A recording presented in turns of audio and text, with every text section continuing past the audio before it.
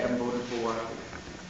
Haven't voted for a while. It appears maybe they've moved, but we are constrained by both state and federal law, and the National Voter Registration Act is what's also called the Motor Voter Act, and that prohibits wholesale purges without making sure that we try to contact the voter. We end up comparing what comes back with the national change of address list. We do more, boards do more follow-up.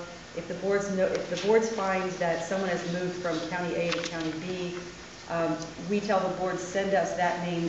We, from our office, will send them a new voter registration form.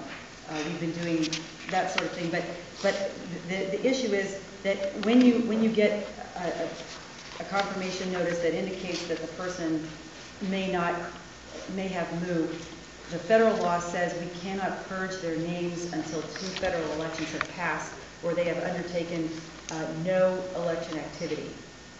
And so typically in the months of July, the boards of elections go through this process when there's a little bit, just a little bit of downtime between the various elections that they administer throughout the year, whether it's by charter or by state law or federal.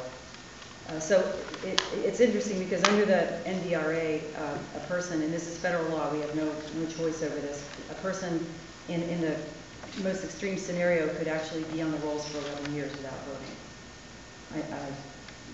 That's just the way that the law works. So how does that differ from the mismatched voters, and what's that, have you got a current number on it? The Help America Vote Act is something that, of course, went into effect before the 2004 election, but to my knowledge, the states did not have the databases until after the 2004 election in the form that the Help America Vote Act had called for. I don't recall there being any specific issues with the statewide databases in the 2004 election, and in fact, I think Ohio probably had its built sooner than other states did. I know just in talking with other secretaries of state when I first was elected and went to my first National Association meeting, I'm not sure that everyone was as far along as Ohio was. So on the question of the discrepancies, there's been more discussion, and discussion has been with some of the contractors who actually built the site for Secretary Blackwell. One of the opinions rendered by one of those contractors is that it was never designed to do a search by county to locate just the mismatches or the voter data discrepancies, and if we were to try to modify it to do that, it would make the system unstable and would actually deteriorate the quality or the accuracy of what's in the system.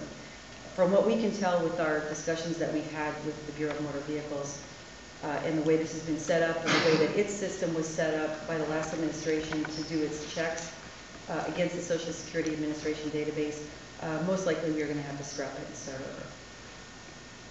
Going to have to what? Scrap? Scrap it.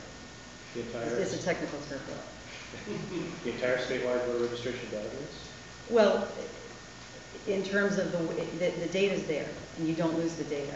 And it's a question of having to, but to be able to do the kind of targeting that the Ohio Republican Party wanted, that the Columbus Dispatch has asked for, it wasn't designed to do that. And initially when the boards of elections were sent messages about flagged data, there were 74, I think you and I have talked about this, Mark, there were 74 different ways to flag the data when the Help America Vote Act only called for, in the technical programming of this, 20 different ways.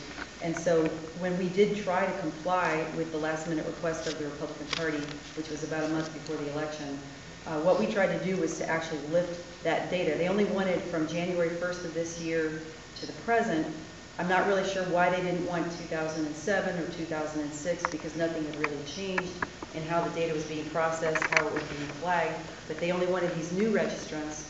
And so we tried to lift that and put it into a separate file and then try to work with that file, but what we saw that it would necessitate was literally going one by one through the nearly 700,000 records to pull out extraneous codes that would unnecessarily flag a person for a reason not needed by the Help America Vote Act.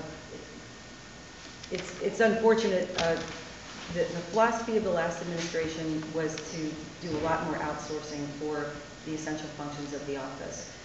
We've changed course on that. We've brought many of the functions back in so that we think that we have achieved and can attain better accountability. But in this case, we would have really appreciated a request from the Republican Party much sooner than a month before the election, if the concern was as great as what they said it was. So on the heels of that